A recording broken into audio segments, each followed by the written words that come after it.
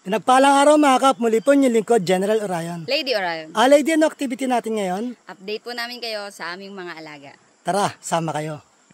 Ayan mga kap, at nanganak nga daw ang ating tupat, ating mga kambing. So, dun tayo pupunta ngayon sa ating mga kambingan. Tara, sama kayo.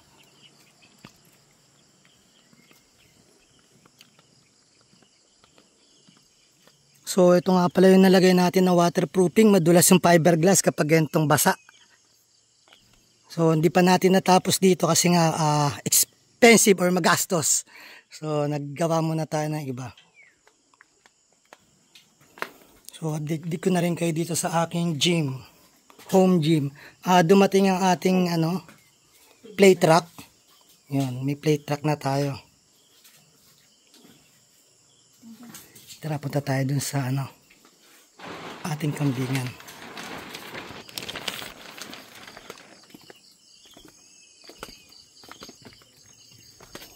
So, ito yung ating mga tuta.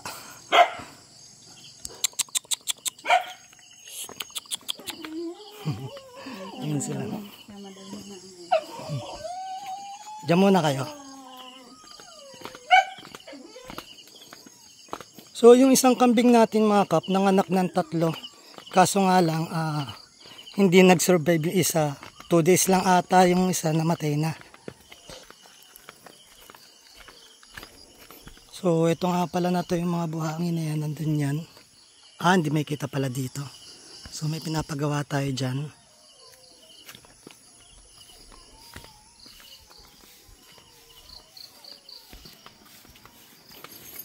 Medyo umulan kaninang umaga, kaya basa yung lupa.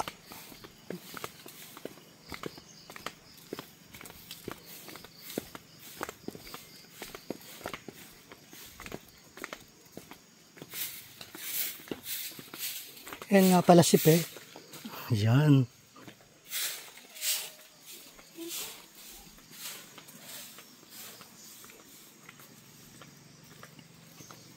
Bali tuwing hapon umuulan, mataas yung ilog ngayon kaya umiikot yung ating mga sasakyan pagpapunta dito. Hindi makatawid dyan sa ilog sa labas dahil medyo malalim. Dito tayo naman. So dito na tayo dadaan mga kap, hindi na doon at medyo malayo doon. Makikita nyo nga dito ang ating sapa kahit paano kalmado. At ang ating supply ng tubig. Ayan.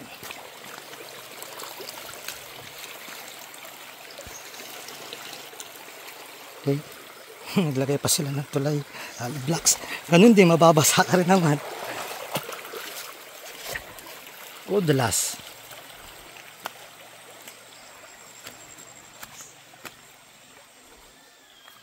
At medyo ngayon lang tayo uli nakapag-video dahil naging busy tayo ng mga nakaraan. Medyo nakakahingal nga lang umakyat.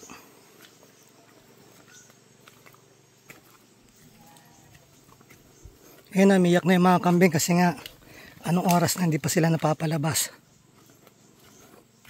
So hindi kaagad natin sila pinapalabas pag ganito nag-uulan. Mga 9 o'clock natin pinapalabas yan para kung may uod man sa damo, bumaba hindi nila makain. Kasi pag mainit, yung mga uod bumababa di sa dahon niya. Kaya yun naiiwasan na makain ng ating mga kambing. So, dito na tayo sa ating kambingan. Check muna natin ang ating Peppa Pig. Uy, Peppa Pig, ang laki mo na! Naligo So, yan mga kap, manganganak na rin yan. Yan nga pala si Jay. Yan. So, naligo na to Jay. Kumain na ba siya? Kumain na po. Okay, good. Tara, check naman natin ating mga kambing.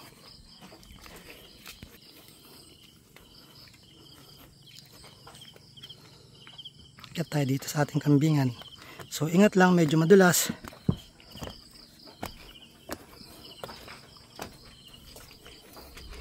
Pagkain pa ba?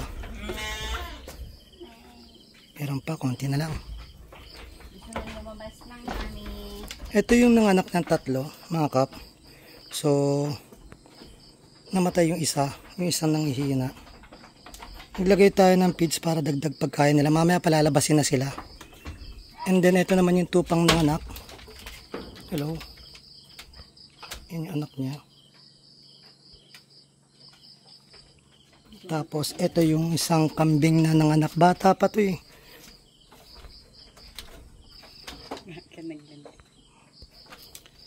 Tapos dito rin mga kap.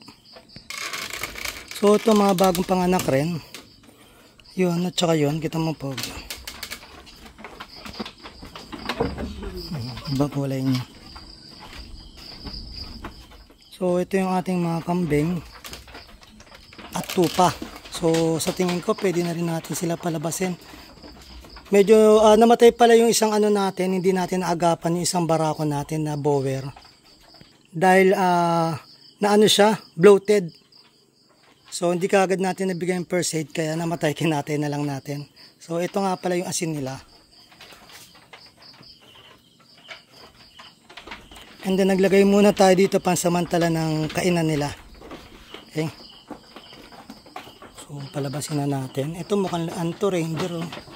Ayan yung dating ano, alaga ni Santanas. Hindi, joke.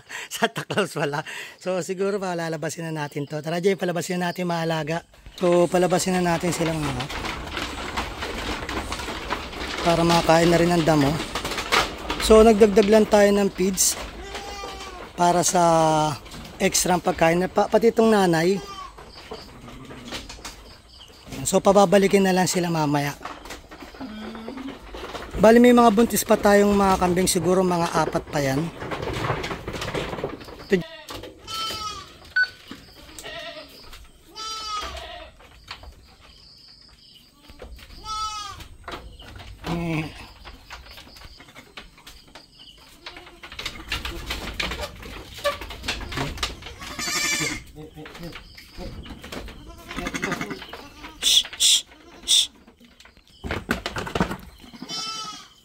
Wagi. So tara, okay na yung mga kap. So ito mga kap, bali dito lang muna siya ilalagay sa perimeter para kasama yung mga anak nila. Love na love niya. Okay. So yan mga kap, napakita ko sa inyo yung ating mga kambing at baboy. Papakita ko naman sa inyo yung update natin dun sa ating manukan. So dito ang ating manukan. Diyan. Doble na rin yung ano nila, cover nila. Meron sila dito sa labas, meron sa loob. So pasok tayo.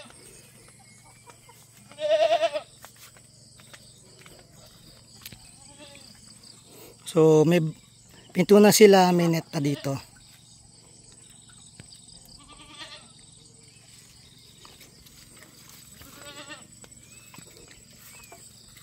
Tulad dito may net din. Tapos may pinto pa sila. So napakain na pala to. Check na lang natin yung loob. Yan. So kung makikita nyo, ang dami mga nyog. Bali kapag nagbubukas kami ng buko, yung mga nyog dinalagay namin dito para may dagdag pakain sila. Krok krok krok krok krok krok krok krok. Krok krok krok krok krok krok krok. So yun ang ating mga alaga.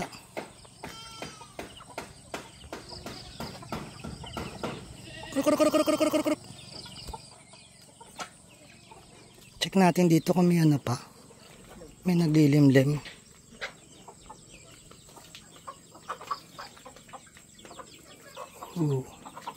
So dito may naglilimlim pa tayo. Dalawa. So ito may itlog. Saan pa ba? Wala na. So kailangan sa ayos uli or malagyan ng mga dayami. Ito ba? Wala na. Yun, wala na. So yan mga kabali, dalawa pa lang yung naglilimlim. Dahil nagpisa na yung iba. So ayan sila. And then naglagay tayo ng hapuan nila.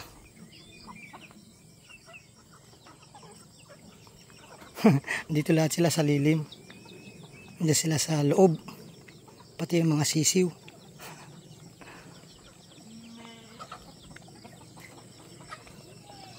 Ito yung siguro mga 4 na taon sa akin yan.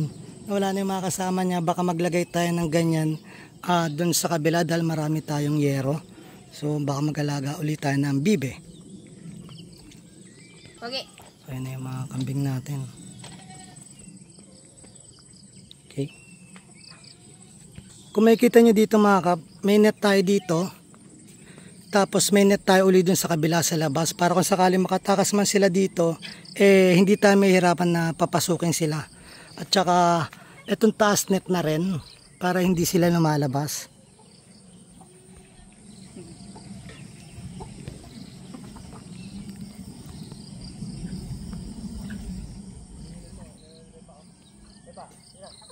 So yan mga kap, na-update ko kayo sa ating mga alaga. Maganda to kahit papaano hindi nila kinakain. Nagiging nagiging isa sa lilim nila. So pagdating ng summer, kahit papaano may dagdag silang lilim. Tapos ang ginawa namin, bali itong perimeter niya, tinataniman namin ng mga puno para isa sa magiging lilim nila sa future. Tapos pabili na rin tayo ng mga vitamin para maiwasan yung mga sipon, yung mga sakit nila. Okay. So hindi natin makita lahat kasi nandito sila sa loob. So nag-install tayo ng mga ilaw, makikita niyo yun. Para sa gabi may ilaw sila. Yan. So may iwasan yung mga predator na makapasok. Lalabas tayo. So ito isang plano natin na lalagyan ng bibe. Hinahanap niya yung anak niya, so dapat ilabas yung anak niya. So bumalik tayo dito. Okay. So yung mga bagong panganak dito lang natin nilalagay. Ayan sila. So alerto sila dito kasi sira ulo tong aso namin na to. Nangahabol ng mga kambing. Kaya alerto sila. So yung ibang maliit kasama na ng magulang doon. So hindi nila magulang, doon sila dumidede.